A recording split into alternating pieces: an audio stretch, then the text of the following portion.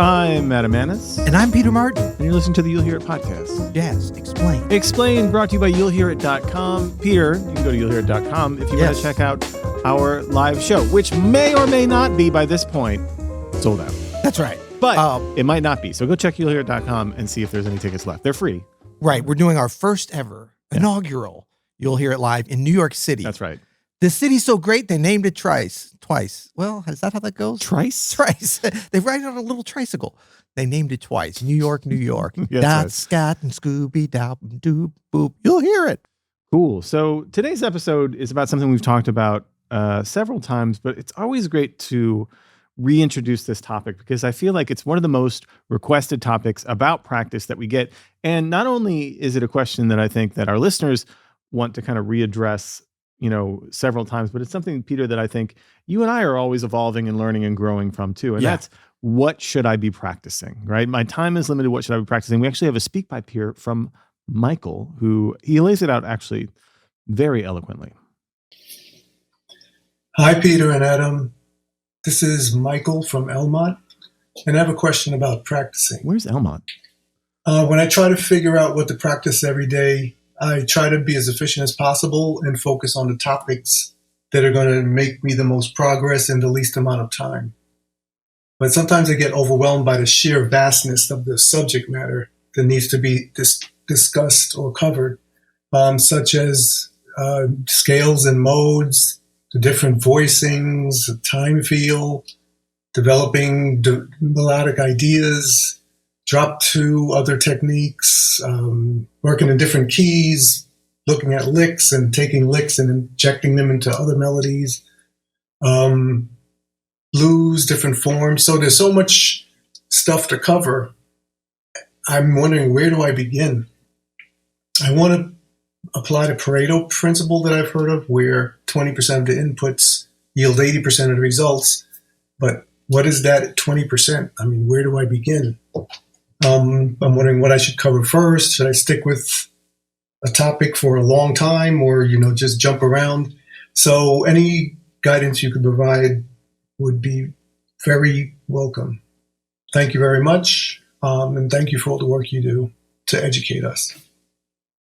Thank you, Michael. Great question and just really well put. And I think, you are not alone here. This is a question that we've gotten, for years and years, and it's one we get probably at least every week here at Open Studio. I'll just sing because I don't want to interrupt you. Yeah. You are not alone. The Michael Jackson hit from 1994. I believe Lisa Marie was in the video. You know the words? No? Just gonna a do-va-do-va-do. Anyway, go ahead. Please proceed. So, that was funny. That was a great interruption. That's a good one. So what should I be practicing? Notice one of the first things that Michael brought up is I want to get the most progress with the least amount of time. Yeah, he used the word efficient. And I think, so the first thing that I would like to tackle is that idea. Yeah. Is the idea of our practice must be efficient, that we should be trying to get the most results, the maximum amount of gains from the minimum amount of effort, right? Which we agree with, right? Well, oh no, I mean we don't agree with. Well, we don't want to be inefficient. So we don't want to be doing things that are not going to help us get to be the artists that we are.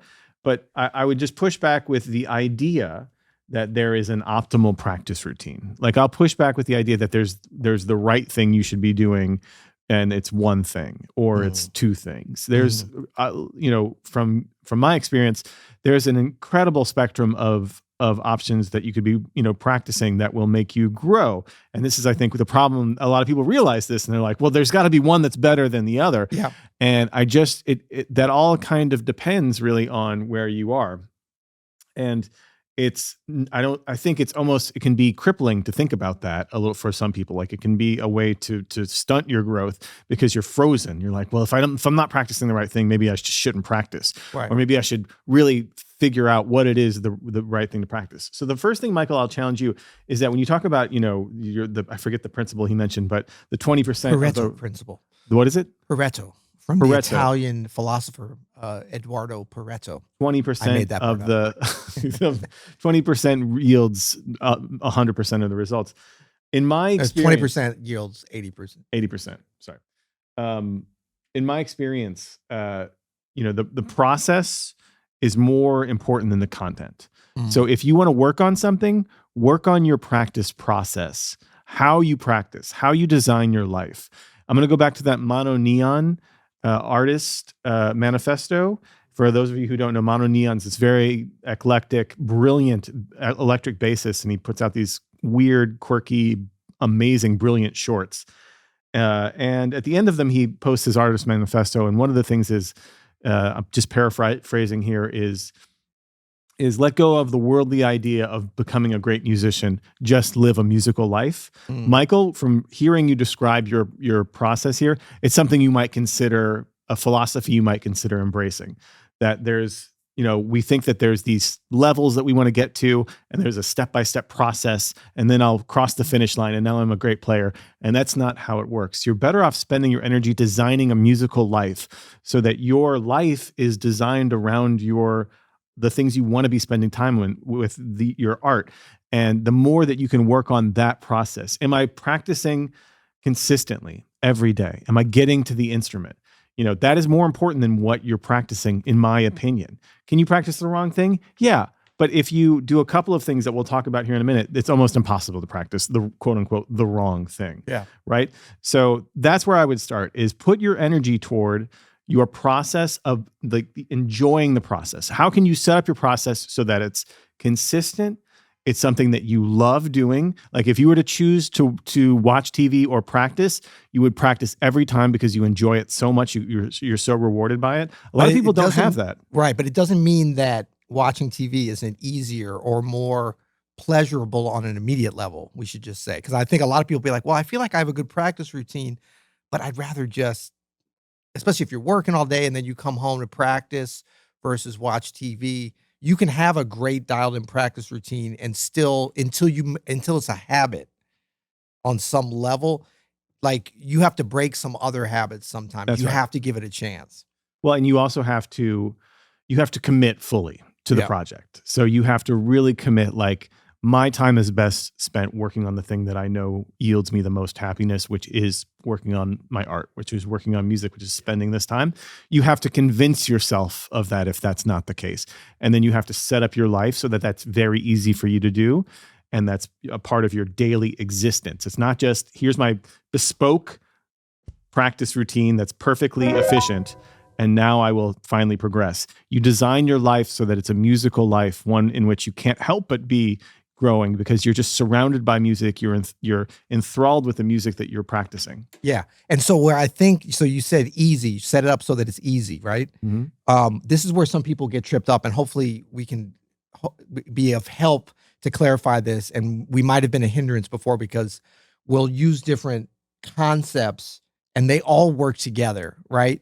But in different ways for different people in different sorts of times. But I think by making it easy, that means your environment, like being able to start to develop a habit. It's not going to happen immediately, but starting on that process of any habit, this goes beyond music or whatever, you can look to other parts of your life where you have great habits or bad habits, and like look about what is it that's easy about coming home and, opening up a beer and watching TV or whatever. It's nothing special with that. It's just, it's become a habit for you. For someone else, that might be very uncomfortable. Yeah. Or they would have to get in that habit. Now, whether or not you view that as good or bad, that's up to you. But what we're talking about here. No.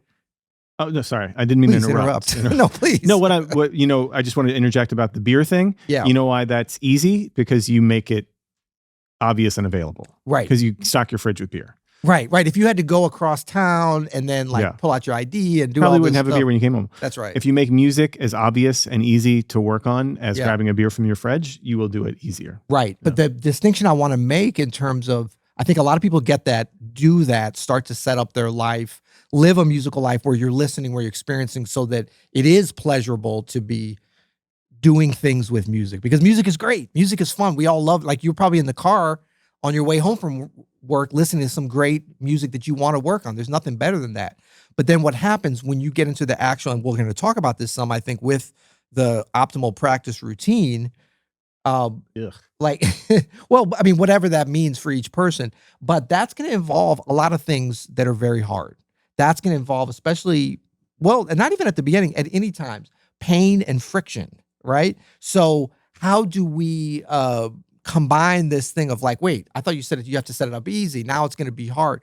That's kind of an incongruent thing that you have to really be able to pull together. So you want your environment, your access to practice to be easy. But once you get in there, like, don't be like, oh, why is this hard? Peter and Adam said that it was going to be No, easy. it should be easy to start the practice session. Right. It should be easy to practice every day to get to it. But when you're practicing, and this could bring us to our next point, it should be a little hard. It should be hard. So you have the beginning to that is to embrace that and to be like, this is great. You know, it's like if you go rock climbing, when's the last time you went rock climbing? It's been a couple weeks. Really? Yeah, no, I don't know if you can tell just by general vibe, but I'm a huge rock climber. Really? Define belay. What does belay mean? What's that? Exactly. Okay. Anyway, I haven't been rock climbing in a long time, but Are you serious? No, I'm serious. I haven't. The 80s, 1980s. But the idea with rock climbing and people that are invigorated by that sport and that activity is the challenge of it. It is hard. You know what I mean? Now, it's not supposed, some of them get so into it that they want it to be dangerous too. But the idea of approaching music, like if you know that going into it, like, hey, do you want to come rock climbing with me, Adam, this weekend? You're probably not going to be like, oh, that'll be easy. We're going to be drinking beer, sitting by a lake, fishing. That's a different kind of activity. So when we think about practice and know that there are going to be parts that are hard and that are difficult, challenging, then when we get there, we can kind of lean into those. We can sort of almost in a weird way luxuriate in the hard stuff, do hard things. Why not? That's going to be great. You can't do it the whole time and you don't need to. And so I think this idea of the Pareto principle, instead of worrying about, okay, how can we optimize the 20%? I mean, I think that this can be true. And I've seen it in my practice where 20% of what I've worked on over a longer period certainly contributes to 80%. Is it exact? No, but there's something to be said for like, when you look back on what you were practicing, oh, these are the things that really led to the breakthroughs. But the thing is, it's not so that you want to strip everything else away and practice 20% of the total time, because you have to go through those other things to get to that sometimes. And it's a shifting kind of sand situation. That 20% is not always going to be the same. So I wouldn't worry so much about optimizing for that 20% or finding that, as opposed to just putting together a musical life and a musical productive practice routine. It doesn't have to be highly optimized or optimal, but it should be productive. And you should go through with the mindset that some of it's going to be hard, It should be hard. It should be hard. Now, maybe the first thing you do shouldn't be hard. What do we recommend for the very first thing to practice? Chromatic scale, baby. Chromatic scale. But not if it's hard for you. If you're not on the chromatic scale, you'd start with the major. But once you've got that chromatic, a great entry point, All right, let's talk a little bit about the content that you should be practicing. And I want to talk about some strategies for deciding what to practice. Michael, you very quickly drilled down on like modes and repertoire, time scales and all these things. Blues. All those things are great, but there are some bigger questions that I think for a lot of people, they don't take any time to refine or any time to think about. And the first one is, I think if you took some time to be honest, to be passionate, and to be courageous about your taste. Courageous. Courageous. What'd I say? Oh, you said courageous. To be courageous. Which is good. It's like the most courageous. Courageous. It's like a cross between ageist and courage. No, but we digress. No, if you can really work on, Michael, like defining your taste, have a vision for your taste. Where do you see yourself in 5 years? Can you hear that pianist in 5 years?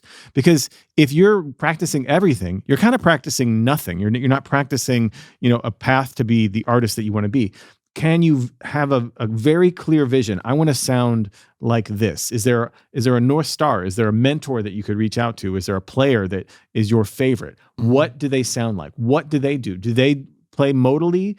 Do they play like bebop? What are the steps that they took when they were learning to learn? Can you reach out to them? Are they still around? Can you write them an email and try to form some kind of slide into their DMs, perhaps something to connect with them and just start a relationship? Those things are not out of reach for a lot of jazz pianists and aspiring jazz pianists. They're more in reach than they've ever been in the history of time. For sure. And maybe there's someone in your local area that you really admire, that you want to sound like. Yeah. Reach out to them, find your mentor. But the point is like, if you can't hear your sound of where you want to be, then how do you know what to do to get there, right? So this could help you decide. If you want to sound like Chick Corea on Now He Sings, Now He Sobs, you better start working on some two-handed lines. You better start working on some pentatonics and you better start listening to that record. You listen to the record, listen to a lot of McCoy Tyner, who is Chick's influence for that kind of thing as well.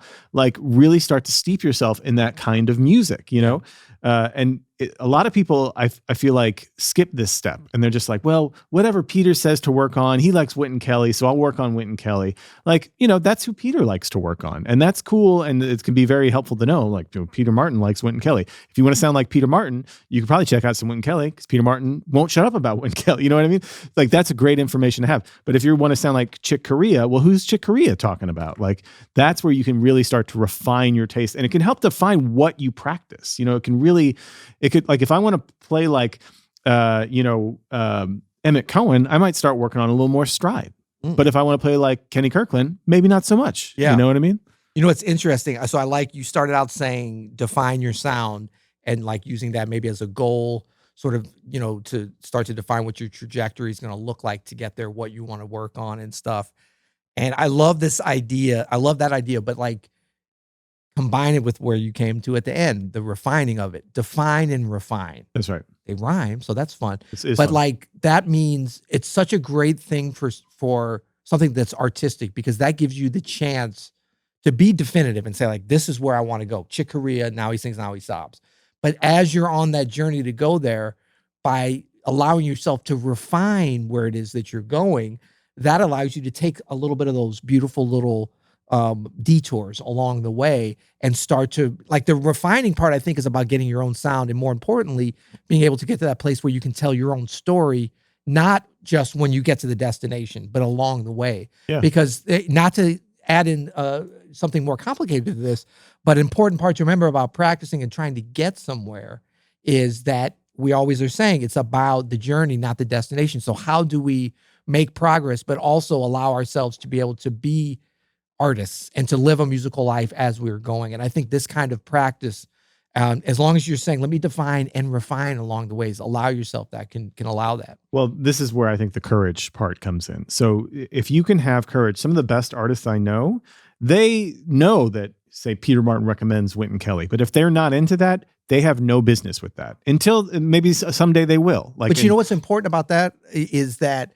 I do recommend, of course, and we talk about that solo, but what I hope people can, what I think is really valuable for folks to get, if they want to sound like the way that I took that influence, then others, you can go directly there. But hopefully the important point of that is like, find something that's your Wynton Kelly, Freddie Freeler. Exactly. You know what I mean? Like, what is your touch point? Because that's almost like a mentorship. I never met Wynton Kelly. He died years before I was born, but I feel like he mentored me because of my close connection with that solo. Well, and the point is that you're passionate about his playing. It reaches you on a level that influences what kind of artist you want to be.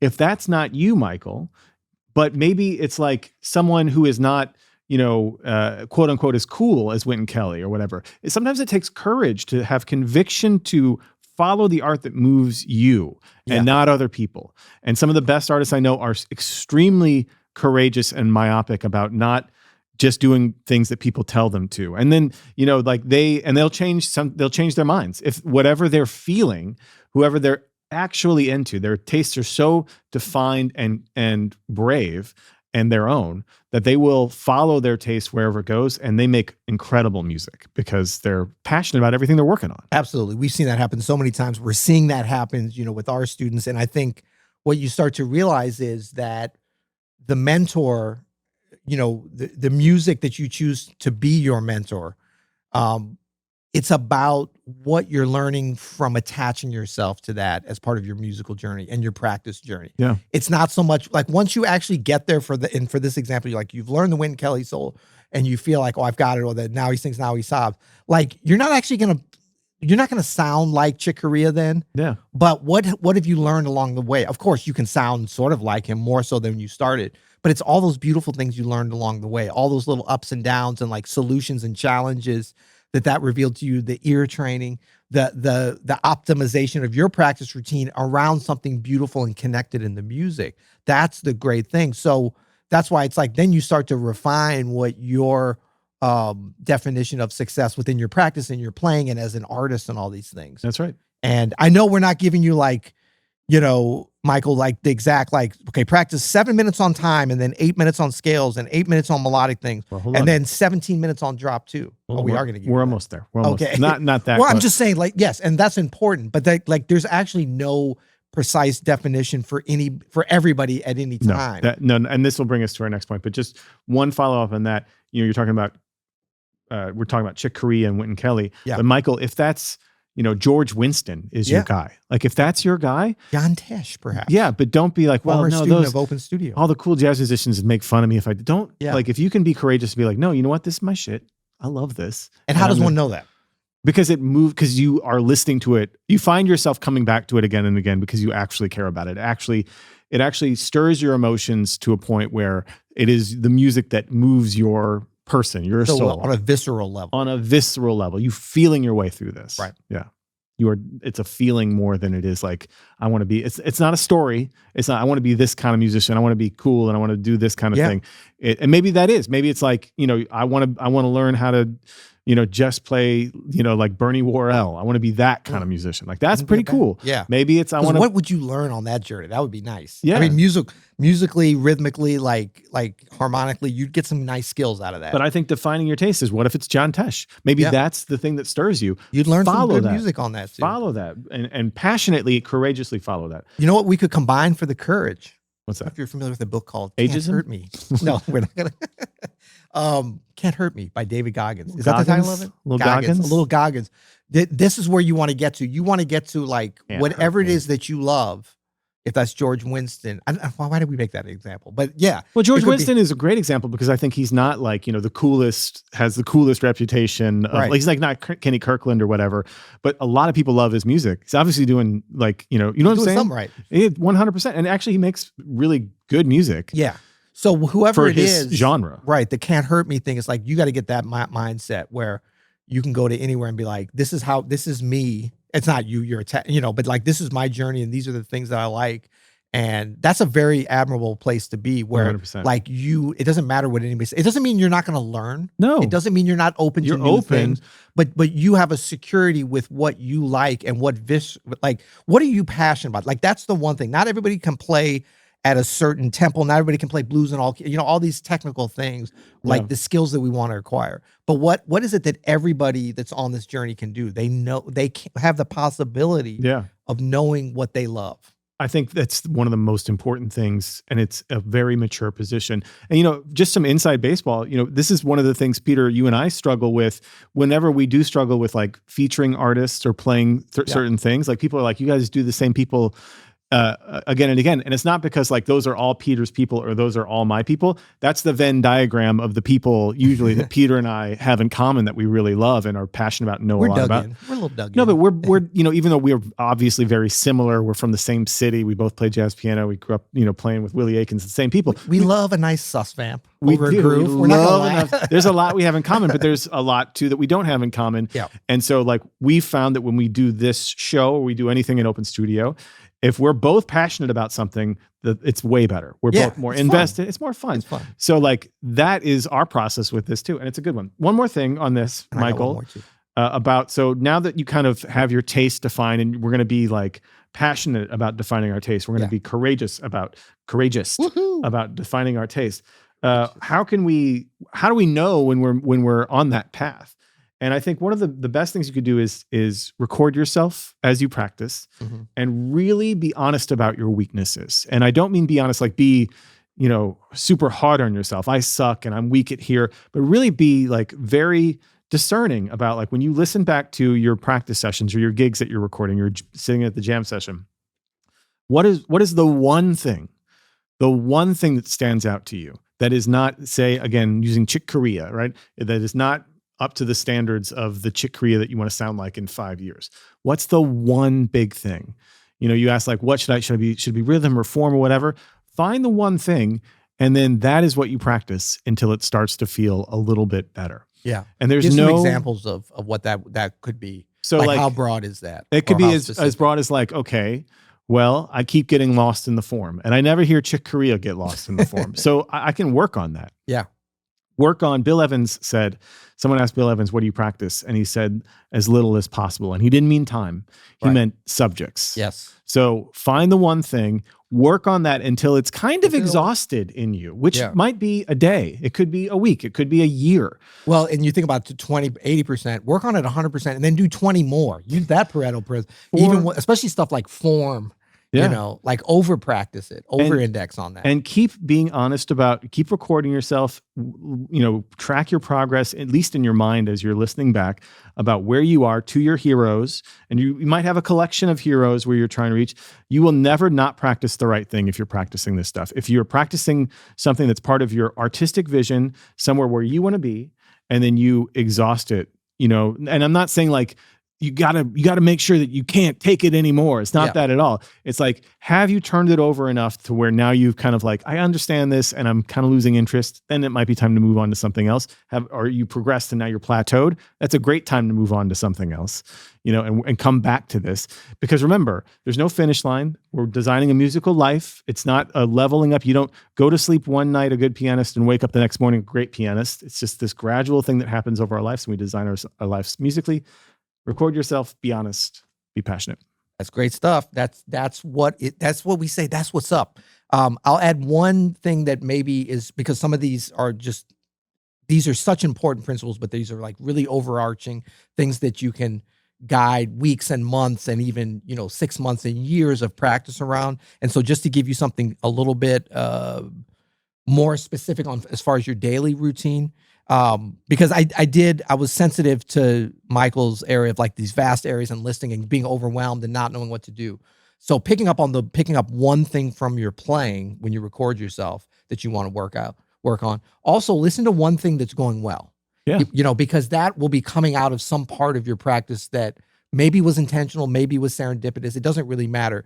But not only just to give ourselves grace and encouragement, and it's fun to be like, I kind of, it's like if you go out on a run and you don't quite hit your times, but maybe you did on one of the miles, you kind of overperformed in one area and you're like, I kind of finished off. Like find some things, because it's not about patting yourself on the back, but it's fun to do stuff that's cool. 100%. And it's fun to progress. So that's why it's important to go on these things that are challenges in your playing. And in regards to this, it's important to be patient with this too. This is one of these things where, especially if you've been playing for a while, you just move the ships, the ship in the sea, you move it 2 degrees and you end up on a different continent over the course nautical anecdotes of an ocean, right? So like, that's what we're doing here. We're moving the ship 2 degrees. And then if we look back in 6 months, we look back in a year, we look back in 5 years, we can see some real progress. Captain, my captain.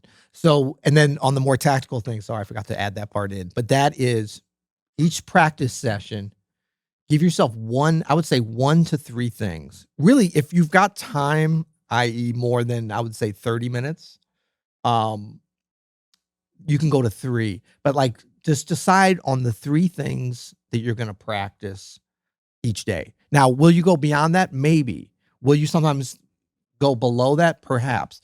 But like that way, you don't have to worry about the things that you're giving yourself license to work on these 3 things. And that's it. Yeah. And if you've got 20 minutes, that might be one thing, really. Yeah. Better to go deep than wide in terms of like practice as you get. And this really is more about people's life setup, because when you start to practice well and you get into that zone and stuff, time sort of melts away. But not everybody's got, as we said, a sugar daddy or sugar mommy, sugar mother, sugar mama. I'm not sure. But anyway, like not everybody's independently wealthy or has somebody in which you can just drift through the day. That's great, because then you can end up practicing for hours if you do it. But still, limit yourself to 3 things. Like every time I go beyond that, I'll occasionally have success, but it's more like hit or miss, whereas when I limit myself to, and I just do this on a daily basis, I'm like, these are the 3 things I want to focus on. And then if I really nail one of those, I'm already feeling good. And then I'm like, let me get my energy back and I'll go to those other things. It's the Mozart principle. You ever look at Mozart orchestration? Is that the 18% versus 82% principle? Yeah, exactly right. No, the Mozart principle in orchestration, there's only 3 things going on at any given time. No matter how big it gets. You can just track 3 things max. Well, I want to learn more about that. So I'll come back to a later episode of You'll Hear It.